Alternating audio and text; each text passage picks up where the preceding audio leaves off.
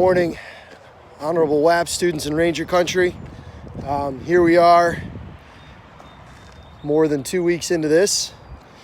Coronavirus shutdown, break, whatever you want to call it. Lesson 15.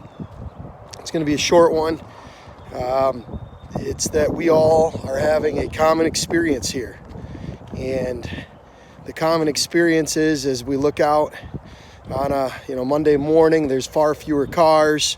We aren't getting up as early as we had been throughout the school year. Maybe some of you are, but I know I'm not getting up at 5 a.m. in the morning anymore.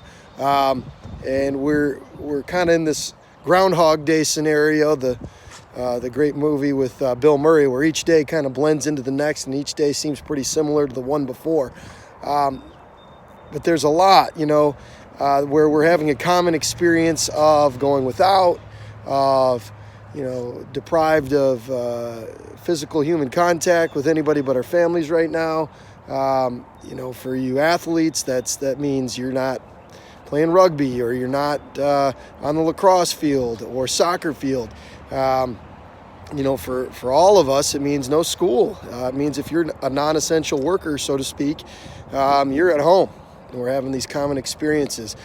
Thank you to those who are able to go out and having uncommon experiences right now. The doctors, the nurses, the lab tech workers, the grocery store workers, the truck drivers. You are on the front lines. You are having the uncommon experiences in regards to this, and you will have, obviously different tales to tell years down the road. But for most of us, this is a shared experience of going without, of delayed gratification.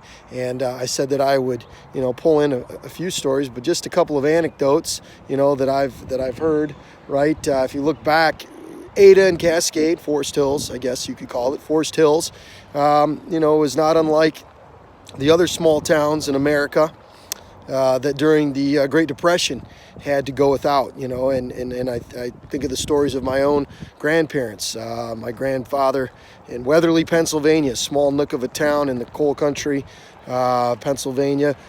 He would eat cheese pies, my mom would tell me, cheese pies from the government cheese, shred the cheese into a pie tin and melt it in the oven and use the, really cheap saltines to kind of scoop it up. And that was something that he would always do during the Great Depression.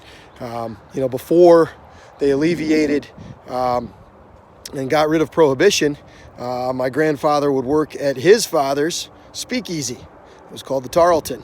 And it was kind of this backdoor, entry area where my grandfather, as a young boy, probably as old as my 8-year-old, he would sweep up the peanut shells off the floors in this speakeasy. And I quite imagine that it was probably like other speakeasy all across America, where the mayor and the chief of police and different dignitaries would find their way into a dark corner booth. But that was one experience. My other grandfather, who lived in Sand Creek, Michigan, which if you're not looking for Sand Creek, you ain't gonna find it.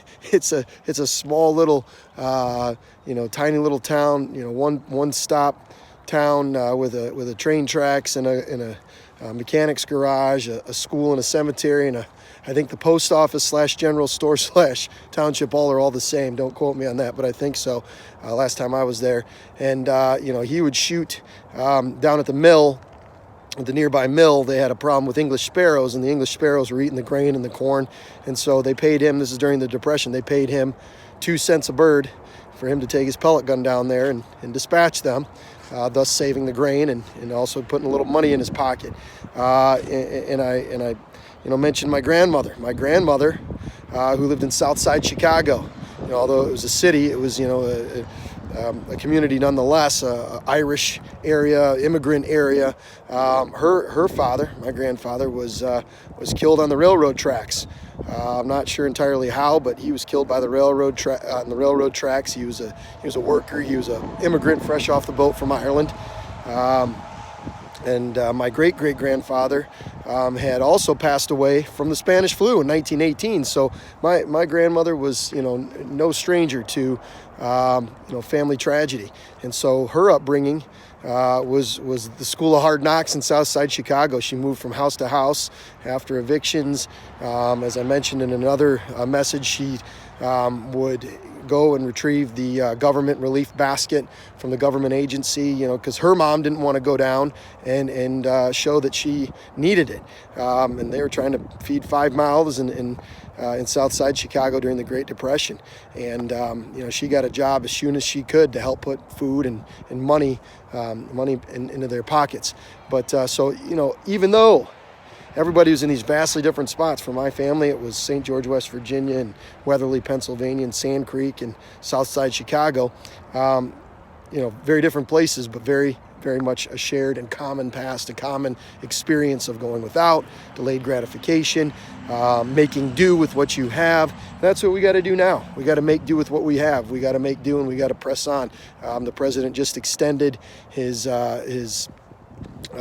shutdown recommendations and guidelines to April 30th, and whether or not you you know, feel like you're being affected by this, you know, it's the recommendation of our federal government, and I quite imagine our state and state level government is probably going to follow suit.